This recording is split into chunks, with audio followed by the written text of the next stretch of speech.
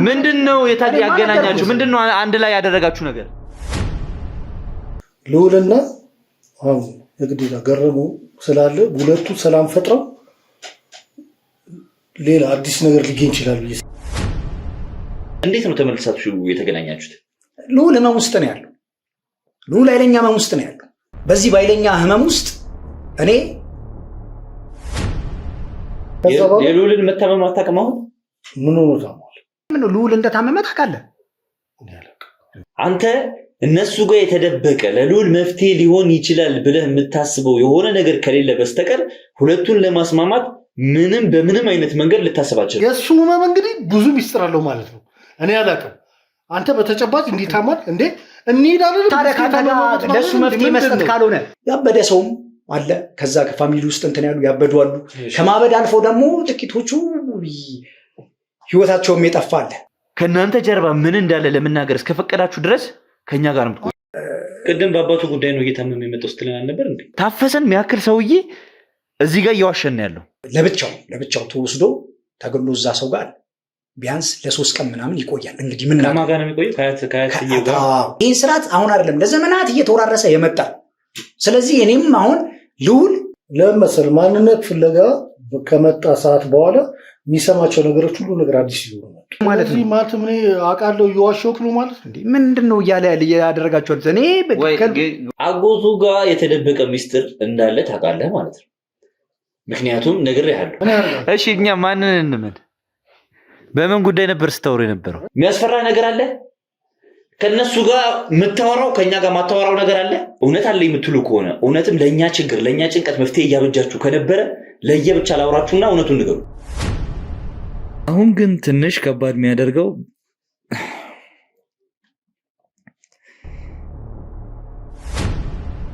ያ ሁሉ ዱብዳ ወርዶበት አጠገቡ ሆነ የመፍትሄው አካል ከመሆን ይልቅ ከሌላ ሰው ጋር እየተገናኘ ስለሱ መፍትሄ መወያየት ምን አይነት ስርዓት ነው ይሄ? ልዑል ከመታመሙ በፊት መድኃኒት ፍለጋ ከወጣ በሽታውን የሚያመጣው አንተ ነህ ማለት ነው። አንተ ደግሞ እኔን ተከታትለን የተገናኘ ምን አይነት ነገር እየነገርክኝ? ታፈሰ ምንም ፈራው የደበቃችሁት እውነት ከሌለ ለየብቻ ላውራችሁ ውጣልኝ እባክህ ተነስ።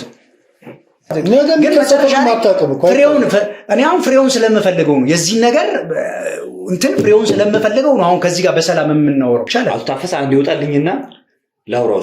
ምንድነው? ለምንድነው እኮ የማወጣበት ምክንያት ምንድነው? አልገባኝም። አጎትሽና ታፈሰ እንዴት ማቲ ስለህ እናንተ ከምን ይሰራሉ?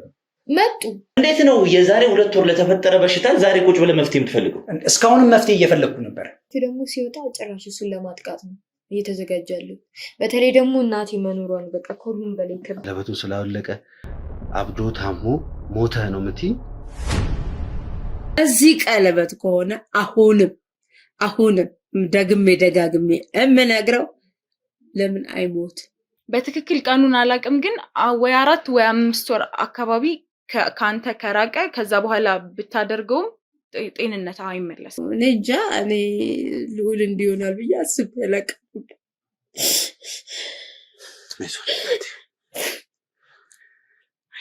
ራሱን ስቷል፣ በቃ አብዷል። ምንም ጤነኛም አልነበረም።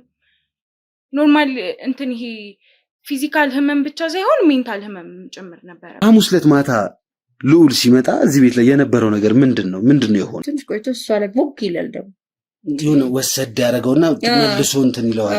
እሱ ላይ ደግሞ ቦክ ይላል። ሁላችንም ለሴምራ ጎሳ አባል ለሆኑ ሰዎች በሙሉ እንትናቸው ኮከባቸው ተቆጥሮ ምናምን በስነስርዓት ይሰራል። ያ ቀለበት እንዲህ ዝም ብሎ አውጥቶ የጣለውን ቀለበት ያንሳና ማድረግ እንኳን ቢያቅተው አንቺ ወደ ጤንነቱ እንዲመልስ ከፈለግሽ፣ ነገ እንዲጦርሽ ከፈለግሽ፣ በሱ ማልቀስ ከፈለግሽ መንፈስ ነው እውነት ለመናገር። ስለዚህ እኔ እዚህ ቀለበት ላይ ባለ መንፈስ አይደለም የምኖረው። ምንድነው በቃ ቀኔ ከደረሰ ነው ሞቶ ምናምን ብሎ ሄዳ። የዚህ ቀለበት ሚስጥር ስለምታውቂያለሽ ያን ያህል ዓመት ጠብቀሽ የሰጠሽ በቃ የስራ ጫና ሲበዛበት ረፍት አጣ ጭንቅላቱ የሆነ ሐኪም ቤት ወሰዱልኝ ብዬ ለሚኪ ነው የደወልኩት። ጠዋት ተነሳና ስራ አለብኝ አለ። እንዲሁ ጸበል እንሄዳለን። ምን ሆንኩና ነው ጸበል የሚሄደው?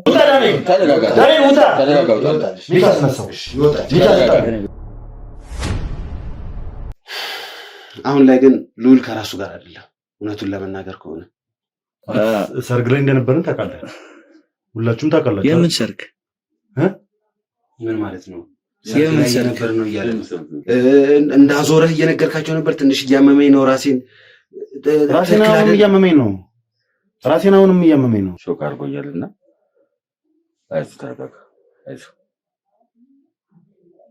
አይዞህ ምንድን ነው የሚለው? ቆይ እስኪ አሁን ቀለበቱን አውጥቶ ከጣለው በኋላ ነው እንዲህ አይነት ችግር ውስጥ ሊገባ የቻለው። ስለዚህ ይህን ቀለበት ወደ ተንጠላም ማድረግ መቻል አለበት። ጠዋት እኮ እኔ እናንተ 4 ሰዓት እኮ ነው የተገናኘ ነው። 4 ሰዓት ነው የተገናኘ ነው። ከዛ በኋላ ትንሽ ታመምክ። ቀረጻውን ከጀመረን በኋላ ትንሽ ነገሮች ጥሩ አልሆኑም። ከዛ ወደ ሆስፒታል ወሰድና እጅ ላይ ረጅም በቆየበት ሰዓት ደግሞ ማለት ነው ከደም ጋር የሚወራረስ ነገር አለ። ማይመለከት ወይ ቪዲዮን ታየዋለህ። ቆይ ቪዲዮን ታየዋለህ አንተ ራስህ። የነበረው ነገር ጥሩ አልነበረም። ቀለበቱን እጁ ላይ ያለው ወደ ቀድሞ ማንነቱ ይመለሳል። ካሜራውን ከግድግዳ ጋር ነው ያጋጨው ከነስታንዱ አንስቶ። በዛ ዳንኤልም በጣም ደንግጦ ነበር። አዎ ይታየኛል። በቃ ይሄ የጎሳው የሚሰጠው ቁጥር ነው። እዚህ ላይ ያለው ቁጥር አክስቴ ግን እኮ ሰርጉ ላይ ነበረች። ሰርግ የምትለው ቀን እኮ ዓርብ ቀን እኮ አክስቴ ሰርጉ ላይ ተገኝታለች። መልስ ልትመልሰው ኤርሚያስ ከእኔ ጋር ስለኔ ነው የምትወራው። መልስ ሊመልስ እንደገና ሌላ ነገር እኮ ስለኔ ነው እየጠየቀ ያለው። ገባም ወይ ደግሞ የገባ አይደለም እያልኩ ያለው ነገር እኮ ይሄ እኮ ነው።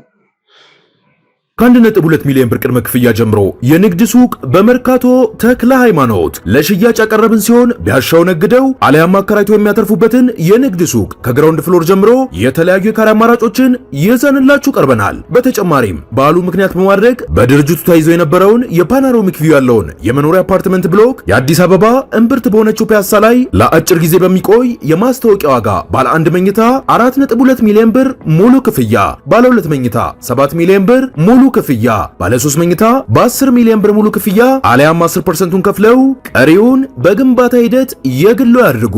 የዝቅተኛ ፍሎር አማራጮችም ስላሉን ፈጥነው ይደውሉ። ሜሪት ፕሮፐርቲስ።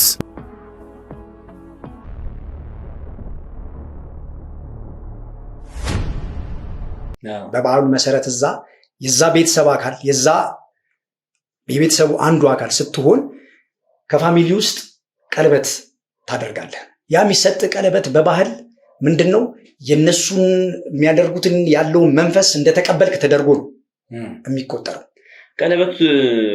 ቀለበት እንደተሰጠውና እንዳደረገ ታውቅ ነበር አንተ? እኔ በቀለበት እንትን እንደሆነ ያወቅኩትኝ እጁ ላይ የሆኑ ቀለበት ማየት ስጀምር ያን ቀለበት እንትን እንዳለ ተጠራጠርኩኝ። ምክንያቱም እንደተሰጠው ማለት ነው። እና ምክንያቱም ለምን እኛ ባለን እዛ በነበርንበት ባለን ቆይታ በማህበረሰብ ውስጥ ያለውን ነገር የዛ ቀለበት እንትን አካባቢው ላይ በፊትም ልጆች የዛ ቤተሰብ ምናምን ሲሆን ያደርጉ ነበር እና አድርገው ያንን ቀለበት አድርገው ከቀጠሉ ህይወታቸው በቃ የሰመረ ምናምን ነው የሚሆነው ማለት በባህሉ ስለሚያምኑት ማለት ነው። እና ምንም እንትን አያደርጋቸው።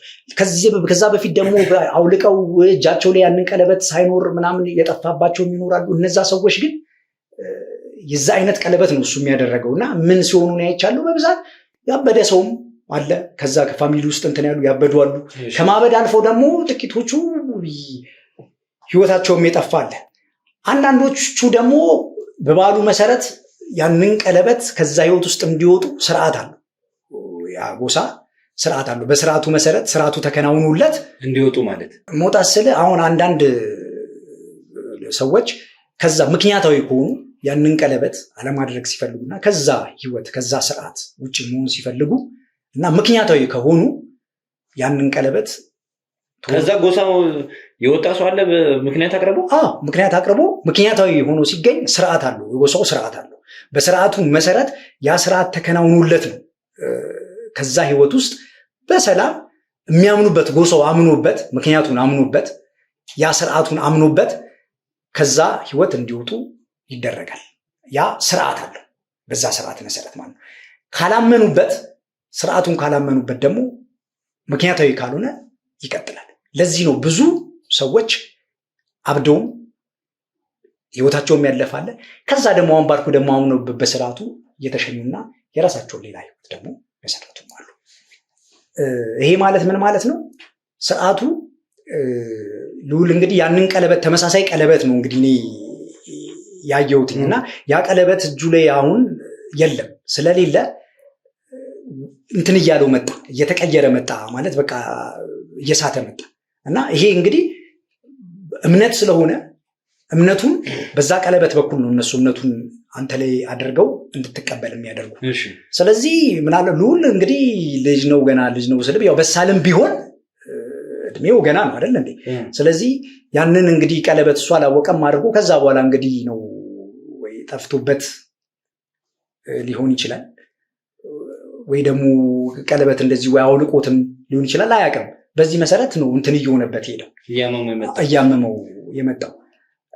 ቅድም በአባቱ ጉዳይ ነው እየታመመ የመጣው ስትለን ነበር እንዴ?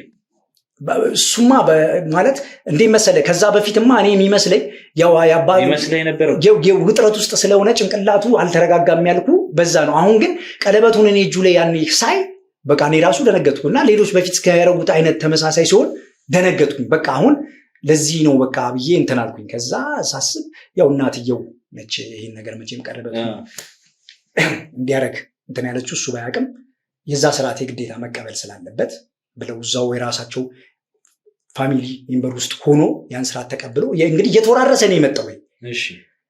ስለዚህ ልዑልም የዛ እና እኔ አሁን እንደ መፍትሄ ብዬ ምናምን ያሰብኩት ያልኩ ምንድን ነው የሚያደርጉት አልከኝ። አሁን መውጣት የሚፈልጉ ሰዎች ምን አሁን እሱ ቀለበቱን ማድረግ አይፈልግም። አሁን እሱ ቀለበቱን ማድረግ ባይፈልግ ወይ አይፈልግም መዳን ያለበት አይደለ? መዳን ካለበት ምንድነው የሚያደርጉት? ከዛ ከጎሳው ማህበረሰብ ከጎሳው ቤት ውስጥ ትልቅ ሰው ወይም አያት ትልልቆች ወንድም ሴትም አያት ሊሆን ይችላል። እንግዲህ ትልቆቹ እነሱ ናቸው። ምን ይደረጋል? እነሱ ሰዎች ጋር በስርዓቱ መሰረት ያ ሰው በፊትም እንደነበረው ማለት ነው። አይ ምክንያታዊ ከሆነ ምን ያደርጋሉ? እነዛ አያት የተባሉት ወንድም ወይ ሴት ሊሆን ይችላል። እዛ ሰው ጋር ይቀረብና ምክንያቱም ተናግሮ ለምን አሳማኝ ነገር ተደርጎ ለብቻው ተወስዶ ተገሎ እዛ ሰው ጋር ቢያንስ ለ3 ቀን ምናምን ይቆያል። እንግዲህ ምን ማጋነ የሚቆየው እነሱ ስርዓቱን ስለሚያውቁት ከዛ ምንድነው የሚያደርጉት? 3 ቀን ሙሉ ቅጠል አለ፣ ባህላዊ በጎዛው መሰረት ባህላዊ ቅጠል አለ። ያንን ባህላዊ ቅጠል እነሱ ይጠቀሙታል።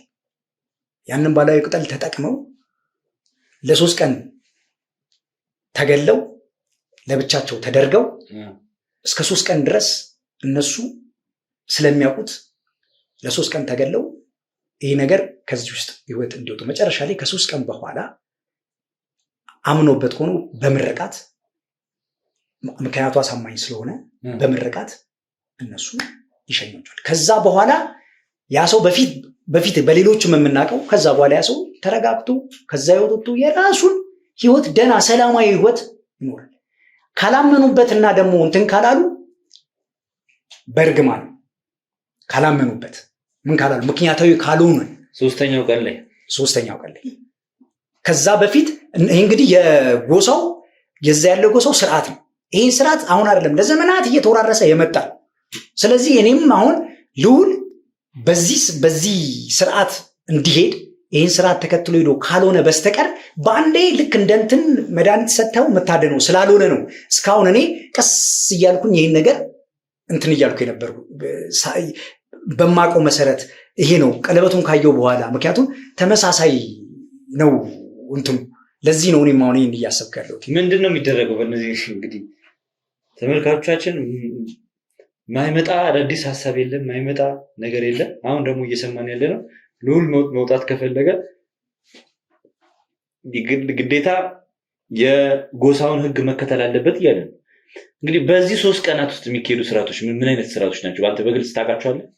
እኔ በዚህ በ3 ቀናት ውስጥ ለብቻ ተለይተው ወንድ ወይም የሴት አያት ትልቅ የተባለው የቤቱ እንትን ይህን ነገር ስርዓት የሚያከናውኑት መንፈሱ እንግዲህ ስታምንበት መንፈስ ያው መንፈስ ነው ያድርባል። ስለዚህ ያ መንፈስ ከዛ ልጅ ወይ ምክንያታዊ ከሆነው ሰውዬ መውጣት ከፈለገው ሰውዬ ላይ ለቆ እንዲወጣ ነው የሚያደርጉት እና ያ ቅጠል እነሱ የሚጠቀሙት ያንን ቅጠል ምንድነው አጢሶ ወይም እንዲጨስ ተደርጎ እንትን ይሉታል ልጆቹ እንዲታጠኑት ምናምን ይደረጋል እና ምንድነው እንደዛ ተደርጎ እነዛ ትልቅ ሰዎች አያትየው ስላመኑበት ከዛ ህይወት እንዲወጣ ታጥሞን ብሎ 3 ቀን ለብቻው ተቀምጦ ከዛ በኋላ ይወጣል። ያንን ቅጠል ማንም አያውቀውም። ጎሳዎቹ እነዛ የጎሳው ማህበረሰብ ነው የሚያውቁት። የጎሳው ራሱ ነው የሚያውቀው።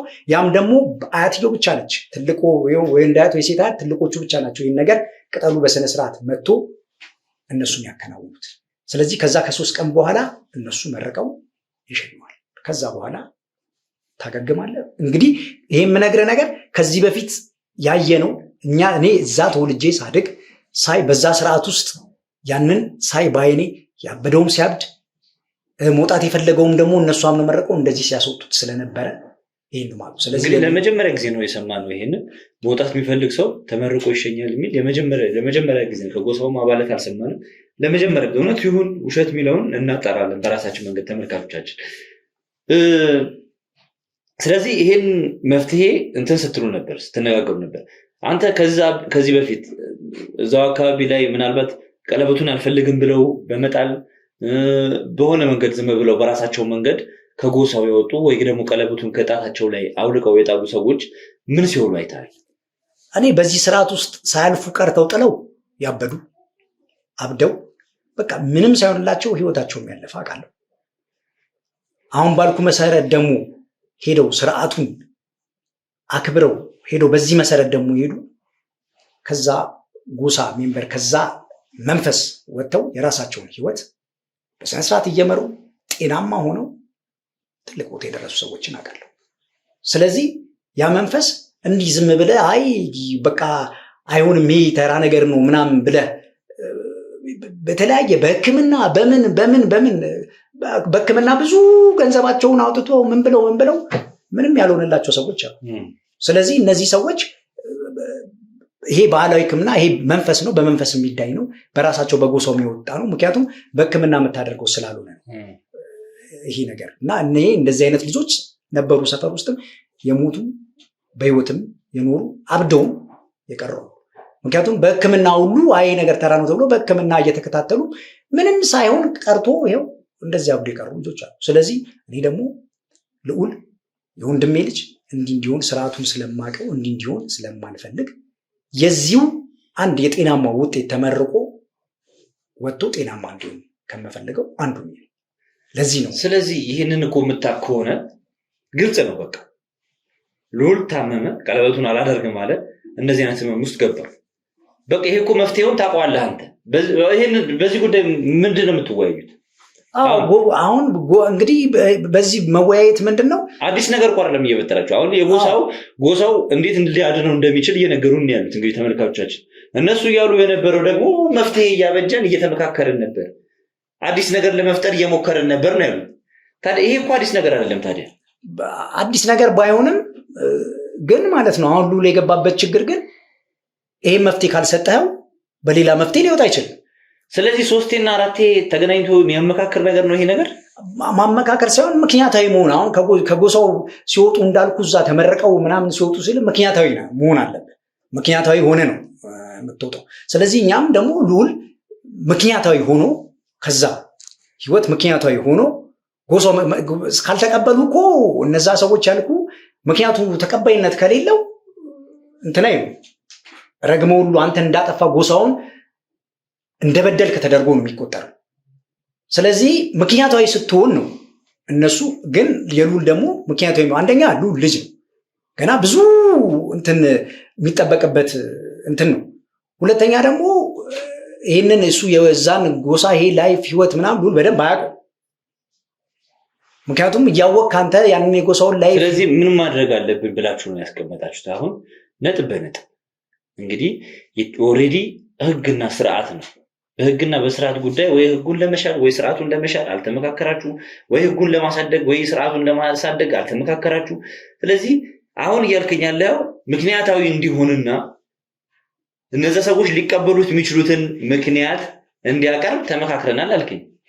አንደኛ እንደዚህ ቢያደርግ፣ ሁለተኛ እንደዚህ ቢያደርግ፣ ሶስተኛ እንደዚህ ቢያደርግ ብለን ተመካክረናል ብለን እንትን ነው። አሁን እኛ ልዑል ምክንያታዊ ቢሆን ያለ አንደኛ ልዑል የዛን ስርዓት አያውቅም። ልዑል አልከኝ እኮ እሺ፣ ስለማያውቅ አሁን እዛ ስርዓት ውስጥ ያደገ ሰው የሚያውቅ ሰው በእንደዚህ አይነት ሁኔታ ውስጥ ሆኖ ሄዶ ስርዓቱን እንደዚህ ነው እኔ ከዚህ ስርዓት መውጣት እፈልጋለሁ እያለ እንትን ቢል ጎሳውን እንደበደለ ያሳደገውን ጎሳ አብሮ የኖረውን ጎሳ የዛን እምነት እንደከዳ ተደርጎ ስለሚያውቅ የእርግማን አካል ነው የሚሆነው። ነገር ግን ከዛ ውጭ ያንን ባህል የማያውቅ ምንም ያንን ባህል እንኳን ጥቂቱን የማያውቅ ሰው እንግዲህ እንዳልኩ እናትየው ነች ያንን ቀለበት ያረጋችል ልጁ የዛ ህይወት አምኖበትም አይደለም። ስለዚህ ይሄንን ለጎሳው ማቅረብ ነው። ልጁ በዛ ህይወት እንትን ያላለ የማያውቅና ጎሳውን እንደበደለ እንደማይቆጠርበት እርግጠኛ ነው ማቅረብ ነው። ስለዚህ ይሄ ደግሞ አሳማኝ ይሆናል ብዬ ገምተው፣ ምክንያቱም ብዙ ሰዎች የዛው አካል ሲሆኑ እያወቁ ሲከዱ ነው እንትን የሚባሉት። ስለዚህ እሱ የዛ ጎሳ አባል አያውቀውም፣ ስርዓቱን አያውቅ። ለዛ ያልተሰጠ ልጅ እዚህ ውስጥ ገብቶ እንትን ከሚል ይህንን አቅርበን ልዑል ከዚህ እንዲወጣ ነው። ይህን ነበር ምክንያት ስንወያይና እኔም ደግሞ እስከዛሬ የቆየሁበት ይህንን ነገር ነበር። በአንድ መፍትሄ ስለማይሰጥ በዚህ ምክንያት እናቅርብ፣ በዚህ እንዲሆን እያልን ያለ ነው። በጣም ጥሩ። እንግዲህ አጎትየው መፍትሄ ለማበጀት ልዑልን ለማዳን ከመታመሙ ጊዜ በፊት ጀምሮ ብዙ መፍትሄዎችን ለማግኘት መድኃኒቶችን ለማግኘት ሲጣጣር ነበር። ይሄ ደግሞ የሚያስመሰግን ነው። እውነት ለመናገር አንድ ሰው ከታመመ በኋላ ብቻ ሳይሆን ከመታመሙ በፊት በራሱ መድኃኒት ለመፈለግ ወደዛ ወደዚህ ማለት መድኃኒት ለመፈለግ መሞከር ይሄ ትልቅነት ነው፣ ጠቢብነትም ነው ብዬ አስባለሁ። ይሄ የተለየ አይቼውም ሰምቼውም ማላውቀው የተለየ ነገር ነው ዛሬ የሰማሁት። እውነት ለመናገር ይሄንን ነገር በራሳችን መንገድ እናጣራለን። ብዙ የሚጣረሱ ነገሮችን አውርተሃል። እኔ እውነት ለመናገር ከዚህ ቤተሰብ ከልዑል ቤተሰብ ልዑልን ለመጉዳት የተነሳ ሰው እንዲኖር አልፈልግም። ምክንያቱም ይበልጡ ነው የሚጎዳው፣ ይበልጡ ነው የሚያሳዝነው ይሄ ነገር ነው። ቢያንስ ሁለተኛ አባቱ መሆን ትችላለህ አንተ። እውነት ነው። አንዳርጋቸውን አትወጣል። ያኔም ከዛ በኋላ እንኳን ያ ሁሉ ነገር ተፈጥሮ ስለ ቤተሰቦቹ በፍጹም መጥፎ ነገር አያወራም ልዑል። እናንተ ግን እሱን ለማጥቃት አሁን እያወራህ ያለው ነገር አውርተሃል። እሱን ለማጥቃት እሱን ለመጉዳት የቀበራችሁት ሚስጥር እንዳይወጣ በዚህ መታመም ውስጥ በራሱ በተለይ በዚህ መታመሙ ውስጥ እጃችሁ ካለ በጣም የከፋ ነገር ነው የሚፈጠረው። በጣም የከፋ ነገር ያ እንዳይሆን እጸልያለሁ። ስለዚህ አንተ ያልከኝን ብለኸኛል። ታፈሰን ደግሞ አስገቡልኝና ታፈሰ እስቲ ካጎት ተብዬው ጋር ካጎትየው ጋር ከልዑል አጎት ጋር ምን ነበር ሲያወራ የነበረው፣ ምን ነበር ሲመክር የነበረው የሚለውን እንስማ። አንድ አይነት ነገር እንዲያወራ ጸልያለሁ። አስገቡልኝ። አንተ ተነሱታ።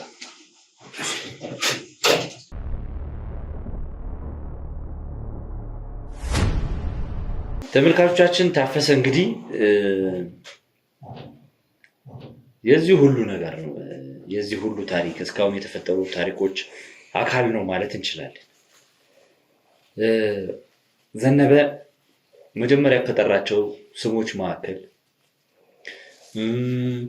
ሚስጥሩንም እውነቱንም በደንብ ያውቃሉ ካላቸው ሰዎች መካከል አንዱ ነው። ግን እንዳያችሁት እስካሁን በመጣንበት መንገድ እንዳያችሁት ታፈሰ ማን ነው የሚለውን ነገር ማግኘት አልቻለም። በተለያዩ ቪዲዮዎች ላይ የተለያዩ እሱ ያልነገረንን ሚስጥሮች እናያለን።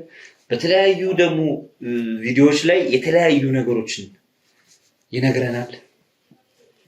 ቀስ በቀስ ነው ነገሮች ማንነትህን የሆነ ሰዓት ከኛ ጋር የሚተባበር ከኛ ጋር የገባንበት ጉድጓድ የሚገባ ከኛ ጋር ሟች የሆነ እኔ ሁለተኛ አባት እንዳገኘኝ እየተሰማኝ ነበር። ምክንያቱም ያንዳርጋቸው ጓደኛ ከመሆኑ አንጻር አብሮ አደግ ከመሆኑ አንጻር ልዑል ሁለተኛ አባት እንደውም ሁለተኛ አባት አገኘ። ፍቅራቸውን ሳይ የመጀመሪያ ሰሞን የነበረውን ሁኔታ ሳይ ከዛ በኋላ ደግሞ እሱን አንተን እንድንጠራጠር የሚያደርጉ ነገሮች ብዙ ነገሮች ተፈጥረዋል። ብዙ ነገሮች ታፈሰ ማን ነው ብትለኝ አሁን በትክክል ይሄ ነው ታፈሰ አይደለም። ዛሬ ደግሞ እኛ ከአንተ ጋር ብዙ ነገሮችን አውርተናል፣ ብዙ ነገሮችን ተነጋግረናል። ብንጋጭም በትክክል አንተን ወንጀለኛ በትክክል አንተን ጥፋተኛ ሊያደርጉ የሚችሉ መረጃዎች ስላላገኘን እስከዛ ድረስ ባለው ሁኔታ ከአንተ ጋር ተባብረን ከአንተ ጋር እየተደዋወልን የሆነ መረጃ ሲገኝ አንተም እየደወልክ ነበር፣ አብረን እየሰራን ነበር። የልዑል አጎት ደግሞ ባገኘነው መረጃ መሰረት ለአንዳርጋቸው ማንነት መቀየር በተለይ የመጨረሻዎቹ ከመሞቱ በፊት የነበሩት 2 ዓመታት የአንዳርጋቸው ጸባይ እንዲቀየር አንዳርጋቸው ሰዎች ላይ እንዲጨክን ወርቁን እንዲያሳግት ከፍተኛ ግፊት ያደርጉ የነበሩ ሰዎች እንደሆኑ ወንድምና እህቱ እንደሆኑ አንተም ታውቃለህ ብለህናል። አንተ ራስህ ብለህናል። ይህንን መረጃ አንተ ራስህም ነግረህናል። ከሌላ ሰው ብንሰማው እንደዛ የነበሩ ሰዎች ሀብትና ንብረቱን ይፈልጉ ከነበሩ ሰዎች ጋር እንዴት አድርገህ ነው ቁጭ ብለህ ልትመካከር የቻልከው? መልካም እንግዲህ እኔ መጀመሪያ ሰው ከማንም ጋር ለበጎ ነገር እስካሰበ ድረስ ከማንም ጋር እርቅ ሊፈጥር ይችላል። የማይፈልግ ሰው ቢሆን እንኳን ተጽዕኖ አድርጎ ለመስማማት ይችላል። ገባ? ማንኛውም ተጽዕኖ ለምን እውነታውን ለማግኘት ሲል እኔ የግዴታ እያልኩ ያለሁት ከዛ ቤተሰብ ጋር እንዳለ ከነሱ ጋር ግንኙነት አድርጌ ያለው እውነታ እንዲወጣ ገባ? ሉልም ካለበት ነገር እንዲወጣ ነው። ለምን እዛ ቤተሰብ ላይ ብዙ ነገር ስላለ ገባ እንጂ ይሄን እነማ ቤተሰብ ላይ አንዳርጋቸው ቤተሰብ ላይ ማለት አንዳርጋቸው ቤተሰብ ላይ ብዙ ነገር ስላለ ይሄንን እያቀረብኩ ለዛ ነው። ገባ?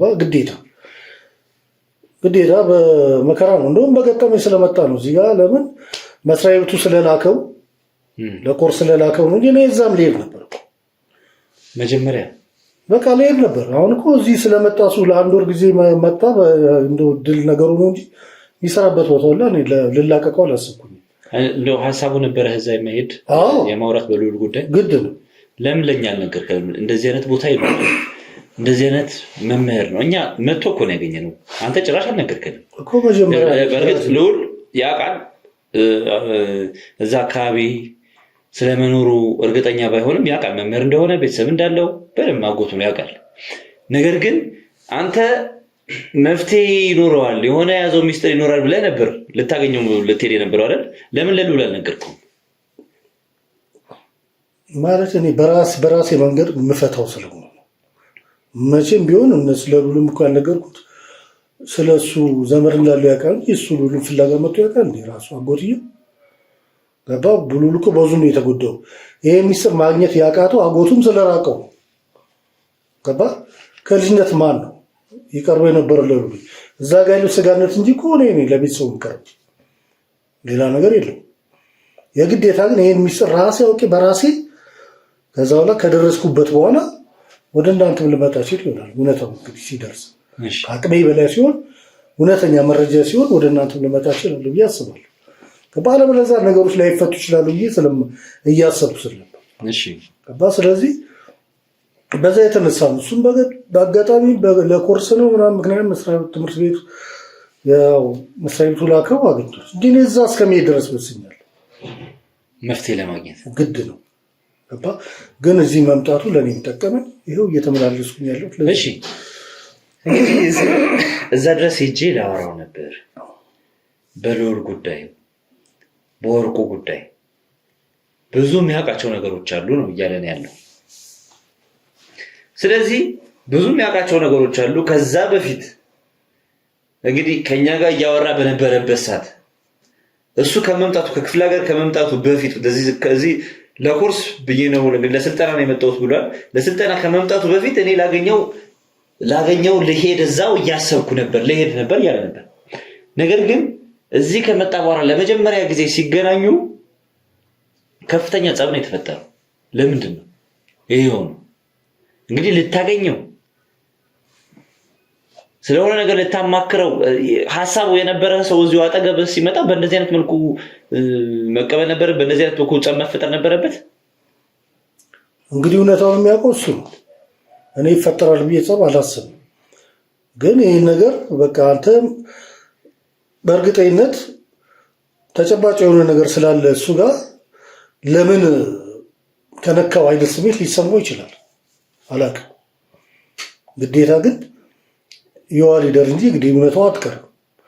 ግን እሱ ያን ያህል ሲያምድ እኔም ደግሞ ውስጤን የተሰማኝ ገባ። ምን ድብብቆሽ የለም። እሱ በአቅራቢያ መጥቶ የተከራየው የሚያውቀው ሚስጥር ስላለ ገባ። ወርቁ ታሉትበት የነበረው አካባቢ ብያለሁ። ከፊትም እኮ ነገር ያለው ገባ። ስለዚህ ያን ነገር ስለሚያውቅ ምን አመጣው እዛ ቦታ ላይ እሱ በመጀመሪያ በሚል ያን ያህል ያን ስናገር እሱ ወጦ ገባ። ከቁጥጥሮች እስከ መሆን ድረስ ደረሰ። ወጣቱ ሲያስበው አላውቅም። በማል ያለችው ነገር ደግሞ እውነታውን የሚያውቀው እሱ ነው። እሺ ማን ነበር ጥሪውን እንግዲህ የውይይት ጥሪውን ያቀረበው? የመወያየት አብሮ የመነጋገሩ ጥሪውን ያቀረበው ማን ነበር? አንተ? እሱ? እኔ ነኝ። እኔ አልኩ እኮ እስኪ ለቤሩ ላስብ ነበር አልኩ እኮ። እሺ በእንደዛ መልኩ እንግዲህ ገፍቶ ዝቶብህ ነው የተለያያችሁት። ከዛም በኋላ ለማስማማትና እርቅ ለመፍጠር ብንሞክር ምንም አይነት አብሮ የመሆን እንትን አላሳየም እሱ። እንዴት ይሻለ? አንዲያ ነገር በእኔ በኩል በቃ ቁርጥ ያለ ውሳኔ ወስኛለሁ፣ የመጣውን ነገር ለመቀበል። እሺ እሱን በማናገር ዙሪያ ያንን እሱ በተጨባጭ አሰርገጬ ነግሬዋለሁ። ከዛ በኋላ ባለው እየተመላለስኩ ባለው ነገር ላይ ነግሬዋለሁ። አባ ይሄን ነገር ደግሞ ሳንጨርስ ተመልሶ ወደ ስራው ላይ ሊሄድ እኔ በእኔ ፈቃደኛ አይደለም። በዋዛ የምንላቀቀው ሰውም አይደለም። ያን ስለሚያውቅ የግዴታ እኔ እና እሱ እንድንነጋገር ፈቃደኛ እንዲሆን ነው የሚፈልገው።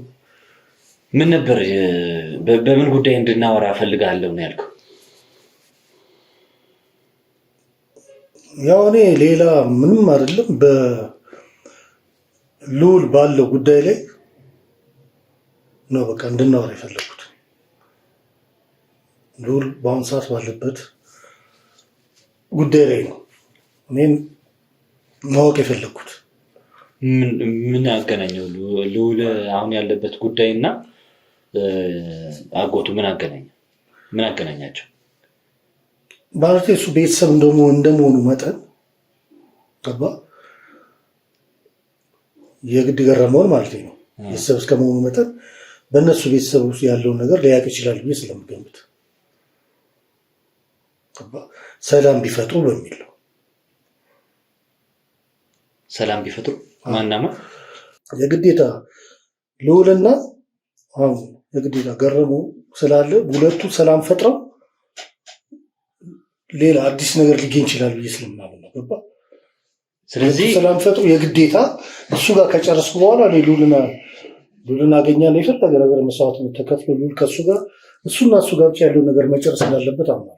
ስለዚህ አንተ ገረመውን አግኝተህ የማውራት ሀሳቡም የነበረ ከመጀመሪያው ጀምሮ በሁለቱ መካከል ያለውን ጸብ፣ በሁለቱ መካከል ያለውን የሻከረ ግንኙነት ለማጠናከርና እርቅ ለመፍጠር ነው። እርቅ ለመፍጠር ለምን በቃ ያን ያህል ልዑል እንደተጎዳ ቃል ባለፈውም ብዙ በቃ ይህን ነገር ካወቀ ጊዜ ማንነት ፍለጋ ከጀመረ ጊዜ ጀምሮ የሚያገኙ አዳዲስ ነገሮች የባሰ ልጁ ሊያበሳቸው ይችላል። በፊትም በጣም በጸብ ያለች ላይ ነው የሄደው ገባ ልዑልም። ስለዚህ ይሄ ነገር በሰከነ ነገር ወርዶ ያለውን ነገር ሁለቱ ተወያይተውበት በቃ ፈለገ ነገር በቃ ሚስጥር ሳይደባብ ተወያይተውበት ወደ መፍትሄ እንዲመጡ ገባ። አስፈላጊ ከሆነ ያጠገባቸው፣ ካልሆነ ሁለቱ ወደ መፍትሄ መጥተው ወደ ዋናው ጉዳይ እንዲሄዱ ነው። ቤተሰባቸው ጋር ሄደው ያለው ነገር እንዲፈቱ ነው ትልቁ ነገር እኔ የምለው ገባ። ከዛ ውጭ ልዑል ቀሪዎቹን ቤተሰቦችን ቢያውቅ ስለ አባቱ ማያውቅ ነገር ካለ እነሱ ጋር እንግዲህ ገረመው አጎት ጋር ማለት ነው ቀሪ ነገሮች ሊኖሩ ስለሚችሉ ምንም ያለ ሊጨካከኑ አይችልም ብዬ አስባለሁ በልቤ። ያን ያህል ርቀት በአሰራር ላይ ያን ያህል ርቀት ነበር። እሱን ለመቅረብ ያልፈለጉበት ነገር ይኖራል። ያ ግን መሆን የለበትም ሳይሆን ሁሉ ነገር እንዲፈቱ። የልዑል ችግር ቤተሰባዊ ችግር ነው ብለህ ታስባለህ? ከቤተሰቦቹ መራቁ ከነገረመው ከነአክስቶቹ ጋር መራቁ መጣላቱ ነው ብለህ ታስባለህ? ከዛም በፊት እኮ ደስተኛ የሆነ ኑሮ እየኖረ ነበር አይደል? ከነሱ ጋር ተጣልቶ ከነሱ ጋር ርቆ ቤተሰቡን፣ እናቱን፣ ወንድሞቹን፣ እህቶቹን ቀጥ አድርጎ እያስተዳደረ ደስተኛ የሆነ ህይወት እየኖረ ነበር። ከነሱ ጋር መራቁና ከነሱ መጣላቱ ነው እዚህ ችግር ላይ ያደረገው ብለህ ታስባለህ? ያንንም ባላስብ ለመሰል ማንነት ፍለጋ ከመጣ ሰዓት በኋላ የሚሰማቸው ነገሮች ሁሉ ነገር አዲስ ይሆኑ ነበር። ስለዚህ ብዙ ነገር የማያውቀው ነገር እኔ የማላውቀው ነገር ይኖራል። ብዙ ነገር እሱም እንዲያውቅ ገባ ስለ አባቱ ሆነ እውነተኛውን ነገር እንዲያውቅ በይበልጥ ከቤተሰቡ ጋር ቢማከር መልካም ነው በይበልጥ። ስለዚህ ከቤተሰቡ ጋር ያለው ችግር ከአጎቶቹ ጋር መጣላቱ ከአክስቶቹ ጋር መጣላቱ አይደለም እንደዚህ አይነት ችግር ላይ ከተተው ብለህ ካሰብክ አጎቶቹና ልዑልን ለማስማማት የምትሞክር ከሆነ አጎቱ ጋር የተደበቀ ሚስጥር እንዳለ ታውቃለህ ማለት ነው። ምክንያቱም ነግሬሃለሁ፣ ከዚህ በፊትም ከአጎቱም ጋር ተጣልቶ ከአክስቶቹም ጋር ተጣልቶ ሰላማዊ የሆነ ኑሮ ይኖር ነበር። ምንም ሰው በቃ ከመጋጨት ፍቅር ከሌለ መሀል ላይ ተራርቆ መኖር ሰላም በቃ ሰላም ነው። እንግዲህ ሁለቱን ሰዎች አሁን ልዑል ካለበት ስሜት አሁን ካለበት ችግር ያወጣዋል ብለህ የምታስብ ከሆነ ሁለቱን ሰዎች ለማስማማት የሞከርከው እነሱ ጋር የሆነ የተደበቀ ሚስጥር አለ ማለት ነው አይደለም? ነው አንተ እንደምታስበው አይደለም። እኔ እያሰብኩ ያለው ታዲያ መስማማታቸው ብቻ ምን መፍትሄ ሊፈጥርለት ነው? መስማማታቸው ብቻ መጀመሪያም ብሩክ የቤተሰብ ከአባቱ ውጭ የቤተሰብ የዘመዶች ፍቅር አላገኘም። ይሄ ግልጽ ነው። ልዑል እሱም በሽሽት ነው የኖረው አጎቱም እኮ እሺ ገባ። ሌላ ሚስጥራዊ ነገሮችን ከአባቱ ጋር ብሩክ ተማክሮ አይደለም ያደገው። ልዑል ማለት ልዑል ተማክሮ አይደለም እያደገ ያለው ገባ። መማከሩ ታዲያ አሁን ላለበት ችግር መፍትሄ ሆኗል ብለህ ታስባለህ? እኔ በእኔ በኩል አስባለሁ። ዘመዶች ምን ያደርግለታል? እኔ እኮ ነግሬሃለሁ። ከዛም በፊት አብሮም ኖረዋል፣ ተለያይተውም ኖረዋል። ልዑል ነው በቃ ኑሮ ላይ የነበረ ሰው ነው። አሁን ያለበት ችግር ደግሞ የከፋ ችግር ነው። አንተ እነሱ ጋር የተደበቀ ለልዑል መፍትሄ ሊሆን ይችላል ብለህ የምታስበው የሆነ ነገር ከሌለ በስተቀር ሁለቱን ለማስማማት በምንም አይነት መንገድ ልታስብ አትችልም። ወይ ደግሞ ሁለታችሁ የተገናኛችሁት ለሌላ ሴራ አይደለም እንዳታስብ። ስለዚህ እነሱ ጋር የተደበቀ ነገር ከሌለ ለእሱ መፍትሄ ሊሆን የሚችል ነገር ከሌለ ለምንድን ነው ሰውየውን ለማማከር ነገር ልንገር፣ ምንም ቢሆን ከቤተሰቡ በላይ ማንም የለም ብዬ ነው የማምነው። ቤተሰቡ አሁን ላለበት የማንነት ጥያቄ ስለ ወርቁ ማያውቁ ከሆነ ምን ያደርጉለታል? አሁን እንደው ምንም የማይገናኝ ነገር እኮ ነው እያወራህልኝ ያለው። ወርቁን በጭቃ ጠፍጥፎ አይሰሩለት። ምን ሊያደርጉለት ይችላሉ? እነዚህ ሰዎች ከነሱ ጋር በመስማማቱ ከነሱ ጋር ቁጭ ብሎ በማዋራቱ በመነጋገሩ ምን መፍትሄ ሊያበጁለት ይችላሉ? ወይ ደግሞ የሚያውቁት ነገር ካለ ንገረኝ። ለምንድን ነው የምትፈራው? የሚያስፈራ ነገር አለ? ከነሱ ጋር የምታወራው ከኛ ጋር ማታወራው ነገር አለ? ታፈሰ እኔ እኮ በቃ ይኸውልህ ታፈሰ፣ አንተ ትልቅ ሰው ነህ። ከዚህ በኋላ ጥቂት ዓመታት ነው እንግዲህ ልትኖር የምትችለው እንደ ሰው ልጅ እንደሚኖረው የሰው ልጅ እንደሚኖረው። ትክክል። አንተ ጋር የተደበቀ ነገር ከሌለ እባክህን፣ አሁንም እየለመንኩ ነው ያለሁት። አንተ ጋር የተደበቀ ነገር ከሌለ እኔ የተደበቀ ነገር እንዳለ ሁለታችሁ ተገናኝታችሁ ስታወሩ ጠርጥሬያለሁ። ግን አሁንም ልንገር፣ እየሄድክበት ያለው መንገድ ትክክልም ይሁን አይሁን ቆም ብለህ ብታስብ ጥሩ ነው። እንደው ነገሮች እንዳታበላሽብኝ እየፈራሁ ነው። ምንድነው ነገሮች ምን ነበረሽበት? ከእሱ ጋር የምገናኝበትን ነገር ገባ። ወደ ፍሬ ነገሩ ከደረስኩ በኋላ ቅድም ነገርኩ፣ ከደረስኩ በኋላ ከእናንተ ጋር ብወያይና ያለውን ነገር ላይ ተጨባጭ በሆነ ነገር ላይ ባገኛችሁ ደስ ይለኛል ብያለሁ። አሁን ልዑል ከገባበት ችግር ከገረመው ጋር መታረቁና አብሮ መሆኑ መፍትሄ ሆኗል ብለህ ታስባለህ? ምን ችግር ውስጥ ገብቷል? ልዑል እኮ ነገሮች ስራውን ስለሚሰራ ነው። ገባ። ከዛ በኋላ የልዑልን መታመም አታውቅም? አሁን ምን ሆኖ ታሟል? ልዑል እንደታመም አታውቅም? ልዑል ታሟል? እርግጠኛ? ልዑል እየቀለድክብኝ ነው ወይስ ልዑል እንደታመም አታውቅም? ከምሬ ነው። ምን እያወራኝ ነው? ለምንድን ነው እሱ ያልነገር የለኝ? ገረመው ያውቃል ይሄን ነገር? ታፈሰ ከምሬ ነው የምነግርህ። ምንድን ነው እያሴራችሁ ያላችሁት? ከምር ታሟል እያልከኝ? እኔ ፍጹም ከአንተ ማልጠብቀው ነገር ነው እየተፈጠረ ያለው። ትልቅ ሰው ነህ፣ አክብረንህ ከተገናኘንበት ጊዜ ጀምሮ አክብረንህ ነው እስካሁን ድረስ አብረን እየቀጠልን ያለን። ምንድን ነው እየሰራ ያለው? በትክክል ንገረኝ። ምንድን ነው እየሰራ ያለው? እኔ ወደ እውነተኛ መንገድ እየሄድኩ ነው። እንግዲህ አሁን እንደገና አንተ ታሟል ትለኛለህ። ቢያንስ እኔ ራሱ እኮ የሉልን መታመም አታውቅም። አላውቅም። ተመልካቾቻችን እኔ ምን ማለት እንዳለብኝ አላውቅም።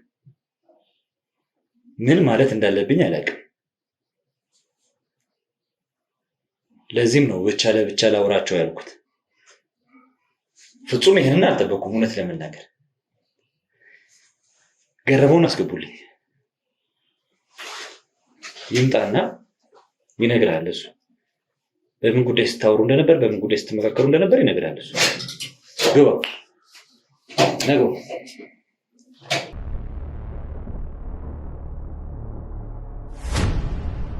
ምንድን ነው? ምን ተፈጥሮ? የሉልን መታመም ታውቃለህ እንዴ? አንተም ታውቂለት? በምን መልኩ ነው የማውቀው? እንዲህ በምን መልኩ ነው ማወቅ ማለት? ምንድን ነው እኔ እሱ ከታመመ አንተ ጋር ምን አስመጣ? እኔ እናንተ ታዲያ ለምን አብረን መገናኘት ተፈለገ? እንደዚህ ከሆነ አላማው የቆምንበት አላማ ለልዑል መፍትሄ መስጠት ካልሆነ እኔ እናንተ መገናኘቱ ለምን አስፈለገ? ሰላም እንድትፈጥሩ ነው። ሰላም ፈጥራችሁ ያለውን ነገር እንድትመሩ ነው። ከቤተሰብ ጋር ያለውን ነገር እንድትጎያዩ ነው። ከኛ ከልዑል ጋር መታመኑ ማለት በጣም ህመሙ የከፋ ነው ማለት ነው። ይሄን ያህል አንተ ለምን ነው ዝም ያልከኝ? ይሄን ያህል ታሟል አይደለም? አንተ ራሱ ምን እያልክ ነው? አሁን ከማሰማለሁ አንተ ካልነገርከኝ እሺ። መጣው አይደል? ታዲያ የመጣ ነውማ። ታዲያ አሁን እኔ እሱንም እኮ አግኝቼው አላውቅም ከልዑል ጋር። አሁን ታዲያ ዋናው ዓላማ ምን ሆነና ነው? እኔ ልዑል ከዚህ አሁን ከገባበት ህመም ውስጥ እንዲወጣ ነው እንጂ እኔ እናንተ ለመወያየት ቁጭ ያልነው። በእንደዛ ባይሆን ኖሮ እኔ እናንተ ለምን እንገናኛለን? ለልዑል መፍትሄ ለመስጠት አይደል እንዴ? ከዚህ በፊት እኔ እናንተ የሆነውን ነገር ታውቃለህ። ስለዚህ ለልዑል ስለ አይደል እንዴ እኔ እናንተ ቁጭ ብለን እንድንነጋገር የተደረገው? ምን ማለት ነው? ማለት ምን አውቃለሁ እየዋሸሁህ ነው ማለት እንዴ? ምንድን ነው እያደረጋችኋል? እኔ ወይ ጊዜ መስጠት ነበረብን እንድትመካከሩ፣ አንድ አይነት ነገር እንድታወሩ። እኛንን መሰለኝ ያጠፋ ነው። ይቅርታ አድርጉልኝ። አይ ምንም አላጠፋችሁም። ማለት ይሄ እኮ ጥፋት አይደለም። አሁን እኔ አናገርከኝ ያለውን ነገር መፍትሄ ለልዑል ስል ነው እንደዚህ ከእሱ ጋርም ስናወራ ደውሎልኝ መጥቶ ስናወራ የነበረው ልዑል ላይ አሁን ከገባበት ችግር እንዴት ይውጣ ነው። ምክንያቱም ይህንን ደግሞ እሱ እዛ ማህበረሰብ ውስጥ ስላደገ እዛ ማህበረሰብ ውስጥ ስለሚያውቀው ያንን ማህበረሰብ ከዛ አንጻር ነው እንጂ ታዲያ እንደዚህ ቢሆን በፊት እኔና እሱ እንደዛ ጠላት የነበርን ሰዎች ምን ችግር ውስጥ ይገባ አታውቅም አንተ። ይህን ለዛ አይደል ምን ልዑል እንደታመመ ታውቃለህ? ታዲያ ምን አይነት ህመም መስሎ ነው አላውቅም የምትለው? ልዑል ያወራኝ ያለው ነገር ለእኔ አዲስ ነው። ታዲያ እናንተ ለምንድን ነው ቁጭ ያልነው? ለምንድን ነው ስንመካከር የነበረው እስከዛሬ? ከልዑል ጋር በጸብ አልነበርን? የተለያየ ነው። ሰላም እንድትፈጥሩ እኮ ነው። ከልዑል ጋር ምን የተለየ ጸብ አለ? ሰው አንድ ነገር እንዳይሆን ተማክራችሁ ወይ እኔ ከማላችሁ እናንተ ያለ ነገር እዛ ጋር ከቤተሰብ ጋር ያለ የሚፈታ ነገር ካለ እንድትፈቱ ነው። ከልዑል ጋር እኮ ማለት ነው። እኔ ባለን ጸብ አለ በምትለው እኔ እኮ ስጋው ነኝ ከልዑል ጋር ይህን ያለ የገነነ ምንም ጸብ የለብንም። ሰላማዊ ነን ከልዑል ጋር። ይህን አንተ እንደምትለው እንኳን የተጋነነ ስጋነት ምንድን ነው ትርጉም? እኔ እኮ አብሬ የኖርኩት እኮ ከልጅነት እስከ አዋቂነት እኔ ነኝ። አንተ እኮ በአመት አንዴ ማታየው እኮ አሁን እኮ ስጋ ነኝ እያልክ ነው። ታዲያ ትክክል ስጋው ነኝ እኮ ስጋ ምን ትርጉም አለ እንዴ? አንተ ቀርበህ አሁን እኮ ስጋ ነህ እርግጠኛ ነኝ። ግን እኔ ባዳው ተሻልኩ ማለት ነው። ስለዚህ እኔ አሁን የማላውቀውን ነገር ታውቃለህ ታሟል እያልከኝ እንዴ? ልዑልማ ነገ ደግሞ ሌላ ነገር የፈጠርከው አንተ ነህ ልትለኝ ነው? ልዑልማ እንደታመመ አንተም ጠንቅቀህ ታውቃለህ። የዛ ማህበረሰብ ውስጥ ያለውን ነገር እንድንወያይ መሰለኝ እኔ እናንተ ቁጭ እንዴት አልጠየቅኩህም? አንተ ጋር ከመምጣት በፊት ለምን እሱ ነው ይጃል? እኔ ምን እያለ እንደሆነ እኔ ራሱ ግራ ገብቶኛል። እያለ ነው ያለ። እኔ እንግዲህ እኔ እና እሱ ከዚህ በፊት ጸብ ውስጥ የነበርን ምን ያለን ሰዎች ነን። ግን ለሰላም ከሆነ ለአንድ መፍትሄ ከሆነ ብያለሁ ቅድምም። ለዛ ነው እኔ እና እሱ በዚህ ደረጃ ቁጭ ብለን ያለ ነው። አሁን እኔ ምን እንትን እንዳለ አላውቅም። ተቀይሮ እንደዚህ እንዴ ምን እያልክን ያለው? ይህን ታውቃለህ፣ ጠንቅቀህ ታውቃለህ። ልዑል በሽታ ውስጥ እንዳለ ጠንቅቀህ ታውቃለህ ወይ? እንዴት ነው የበሽታው ደረጃ? ስለ በሽታው ደረጃ ነው የምታወራው? እንደከፋበት በሽታው አላውቅም ነው አልታመምም ነው ጭራሽ እያልከኝ ያለው? እኔ ግራ ገብቶኛል። እንዴ እንግዲህ ገረመው እያለ ያለው ታፈሰ ደውሎልኝ በልዑል ህመም ጉዳይ መፍትሄ ማበጀት አለብኝ ሲለኝ ቁጭ ብለን መመካከር ጀመርን አለኝ ገረመው። አንተ ደግሞ እያልክ ያለው ሁለቱን ለማስታረቅና ቤተሰቡ ሰላም እንዲያገኝ የመፍትሄው አካል ለመሆን ሁለቱን ለማስታረቅ እንደ ሽማግሌ ለመሆን መጀመሪያ ገረመውን ማውራት ነበረብኝ። ገረመውን ለማውራት ቁጭ አልኩኝ አልከኝ። በምን መልኩ ነው? የቱን ነው ምናምነው? ንግግር የለውም እኮ ከእሱ ጋር ከልዑል ጋር ታመመ። ለምን ንግግር ከሌለ ሰው ጋር መፍትሄ ከመፈለግ እሱ ጋር ሄጄ መፍትሄ ፈልግ ያሻል። በምን መልኩ እንደሚድን ምን ያደርጋል? እሺ እኛ ማንን እንመን? በምን ጉዳይ ነበር ስታወሩ የነበረው? አሁን እሱ ምን መፍትሄ ይሰጠኛል ብዬ በምን ጉዳይ ነበር? እኛ ነው መልስ የምትጠይቀን? በምን ጉዳይ እያወራችሁ እንደነበር ስለምን እየተመካከራችሁ እንደነበር ማታውቁም? እኔ እኮ ታፈሰን ከሉል ጋር ጸበኛ ናቸው ብሏል። እኔ ከሉል ጋር በጸበኝነት ከሆነ ነገሮች በእንደዚህ አይነት መልኩ አንተም የሉል አጎት ነህ፣ በእንደዚህ አይነት መልኩ ነገሮች እንዲቀጥሉ አልፈልግም። አንተም እንደ አባቱ የሚያየ ያንዳርጋቸው አብሮ አደግ ያንዳርጋቸው ጓደኛ ነህ፣ የቅርብ ጓደኛ ነህ። እኔ እናንተን ክብራችሁ እንዲዋረድ ትልቅ ችግር ውስጥ እንድገባ አልፈልግም፣ ግን እውነቱን እንድትነግሩኝ እፈልጋለሁ። ለምን ጉዳይ ነበር የተገናኛችሁት? እኔማ የነገርኩህ ነው። የኔ እኮ ለመፍትሄ ነው። እኔ ለመፍትሄ ለልዑል መፍትሄ ነው የምፈልገው፣ መፍትሄ ነው የምናወራው የነበረው። ስለዚህ እንግዲህ አሁን እሱ እንደሚለው ጭራሽ እኔ የማላውቀው መፍትሄ አውርታችሁ ከሆነ ነገሩ፣ እኔ ግን የማውቀው ነገር የለም። ተጣልቷል፣ ሊታረቁ ነው እንዴ? ልዑልን ለመታረቅ እኮ ልዑልን ተጣልታችሁ ሁሉ ለመታረቅ እኮ ምንም ያንተ ጣልቃ ገብነት አያስፈልግም። እኔ ልዑልን ሄጄ እኮ በመታረቅ ደረጃ ቢሆን እኮ ራሴ ማናገር ይጠበቅብኛል። እና የእናንተ ጭቅጭቅ ምንም አያደርግልኝም። ለምን ነበር የተገናኛችሁት? እውነቱን ንገሩኝ። ከዚህ በላይ ከእናንተ ጋር መጨቃጨቅ አልፈልግም። በቃ የተለያየ ሀሳብ ነው እያወራችሁ ያላችሁት። 5 እና 6 ጊዜ በተገናኛችሁበት ወቅት የተወያያችሁትን ነገር የተነጋገራችሁትን ነገር እንኳን በትክክል ልትነግሩኝ አልቻላችሁ። ምንድነው ያገናኛችሁ? ምንድነው አንድ ላይ ያደረጋችሁ ነገር? ታፈሰ፣ እኔ ካንተ ነው መስማት ፈልገው። ምንድነው? ምን ማድረግ አለብኝ?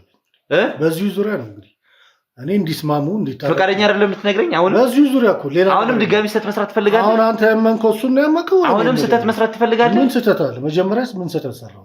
ከዚህ በላይ ስህተት አለ እንዴ? ከዚህ በላይ ውርደት አለ እንዴ? እሱ አለ እየዋሸኸኝ እኮ ነው። እየዋሸኸኝ እኮ ነው። መታመሙን አላውቅም። እየተወያየን የነበረው ግን ስለመታመሙ ነበር እያለ ነው። አንድ ነገር ልንገርህ፣ እኔ መታመሙን ባቅ ታሟል ብዬ መናገር ምን አቀረኛል እንዴ? ምን መታመሙን አላውቅም ማለት? እኔ እኮ አንድ የሚገርመኝ ነገር ያንተ ግልጽ ያለ መታመሙን ባቅ ታሟል እንሄዳለን። እስኪ እንሂድና መፍትሄ ግልጽ ያለ ውሸት እኮ እኔ አሁን አንተ እንዲህ ብትለኝ የመታመም ደረጃውን ነው የምታወራኝ? አሁን ጭራሽ አሁን እኮ መታመም አለ። እሱ እኮ ምንም የማውቀው ነገር የለም። አንተ ብዙ ነገር ታዲያ ለምን ተገናኝ? የማውቀውማ አይደለም። የእሱ ህመም እንግዲህ ብዙ ሚስጥር አለው ማለት ነው። እኔ አላውቅም። አንተ በተጨባጭ እንዲህ ታሟል እንዴ? እንሂዳለን። ታዲያ ከአንተ ጋር ለእሱ መፍትሄ መስጠት ካልሆነ ከአንተ ጋር መፍትሄ መስጠት ካልሆነ ማላውቀው ነገር አለ ማለት ነው። አይደለም ከአንተ ጋር መፍትሄ መስጠት ካልሆነ ታዲያ ልጁን ጭራሽ ለማሳመም ነው እንዴ እናንተ የምንገናኘው? እንዴ እኔ እናንተ እኮ የምንገናኘው እኮ የወንድሜን ልጅ እንዲድን ለማድረግ አንተም እዛ ማህበረሰብ ውስጥ ያለውን ነገር ስለምታውቅ በሚል ነው ጠርተኝ እንደዚህ ያወራ ነው እንጂ አንተ ለጋዜጠኞቹ በእናንተ ዝም በል። ይኸውልህ ታፈሰ ገረመው፣ የምትነግሩኝ ነገር ካለ ንገሩኝ። በእናንተ ጭቅጭቅ፣ በእናንተ ይሄ ሰጣ ገባ እኔ ነኝ ማውቀው አንተ ነው ማውቀው፣ የሚደበቅ እውነት የለም። ልንገርህ፣ ከዚህ በኋላ ከኛ እጅ የትም አትሄዱም። ልንገርህ፣ አንተም ሁለታችሁም የትም አትሄዱም። ልንገርህ፣ ልትስማሙ ያልቻላችሁበት ነገር ትልቅ የደበቃችሁ ነገር እንዳለ ማውቀው፣ ለመናገር እንኳን የተለያየ ሀሳብ እያወራችሁ ለመናገር እንኳን ፈቃደኛ አይደላችሁ። ስለዚህ ትልቅ ሚስጥር እያወራችሁ ነበር ማለት ነው። የተለየ ሴራ ካለ እኛ ልንሰማው ማትፈልጉ ትልቅ ነገር እያወራችሁ ነበር ማለት ነው። ገባህ አይደል? ከዚህ በኋላ ከኛ ጋር ነው የምትቆዩት። እውነቱን መናገር እስከፈቀዳችሁ ድረስ እውነቱን ለመናገር ለምን ተገናኝታችሁ እንደነበረ ከእናንተ ጀርባ ምን እንዳለ ለመናገር እስከፈቀዳችሁ ድረስ ከኛ ጋር ነው የምትቆዩት። አንተ ነው ማውቀው ነገር አለ። ይኸውልህ ታፈሰ፣ የተለየ ሴራ ካለ አንተ የተለየ ሴራ ካለ አቅደህበት የመጣው እኔ ግን ከአንተ ጋር ማውቀው የነበረው አሁን ቅድምም ያልከን አንተ ጋር ምናምን ለርሰ መታው እንኳን ማንይድ አይደለም እንዴ? ለምንድን ነው ድራማችሁን የምትሰሩብን? ለምን ድራማ ትሰሩብን አላችሁ? እኔ የመጀመሪያ ቀንም ጸባችሁ ልክ እንዳልነበረ ድራማ እየሰራችሁ አክቲንግ እየሰራችሁ እንደነበረ አሁን መጠርጠር ጀመረ። ትክክለኛ ጸብ እንኳን አንተ ስለሱ የምታወራው ነገር ትክክል እንዳልሆነ አሁን እየተረዳው ነው ያለሁት። ምክንያቱም ምን ትክክል ያልሆነ አወራው? በእናንተ ጭቅጭቅና በእናንተ ጸብ የሆነ መደበቅ የፈለጋችሁት ነገር አለ። ያ ደግሞ በፍጹም አይሆንም።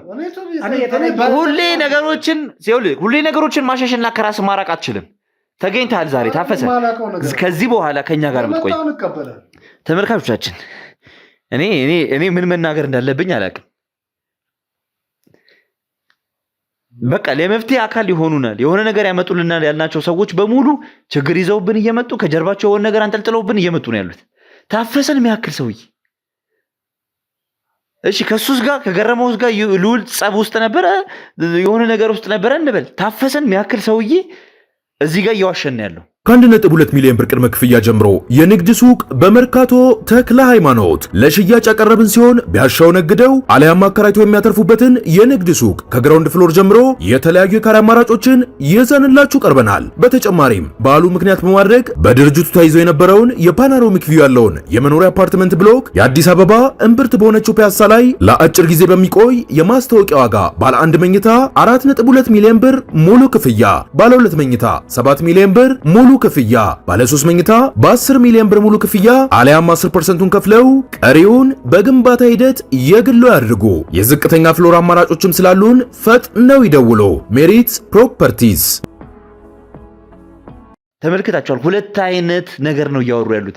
5 እና 6 ቀን በተገናኙበት አጀንዳ በያዙበት ለልዑል መፍትሄ ለማበጀት ለልዑል የሆነ ነገር ለማምጣት በተወያዩበት ነገር ላይ ሁለት አይነት ነገር ነው እያወሩ ያሉት። ሁለቱም የማይገናኝ ነገር። ስለዚህ ሊነግሩን ያልፈለጉት ትልቅ ነገር አለ ማለት ነው። በእነዚህ ቀናት ውስጥ ሊያወሩበት እየተነጋገሩበት የነበረ እኛ ልንሰማው የማይፈለግ ትልቅ ሚስጥር አለ ማለት ነው።